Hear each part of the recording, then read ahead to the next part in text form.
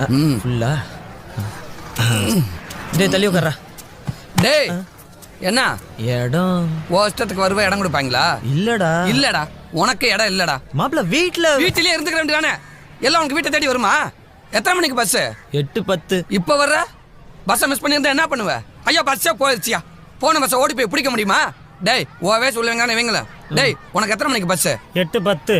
உனக்கு 8:10. எத்தனை மணிக்கு வந்த? 3:45. பாத்தியா அவங்க பிள்ளையா நீ பிள்ளையா? நியாயமா பார்த்தா நீங்களா ராத்திரில இருந்தே படுத்து கிடந்திருக்கேன்டா. ஏண்டா வாழ்க்கையில உன்ட்ட டிடி காசுன்னு இல்லையேடா. அது டெடிகேஷன் மாப்பிள்ள. அப்பா கோபத்துல பேசுறப்ப கரெக்ட் எல்லாம் பண்ண முடியாது.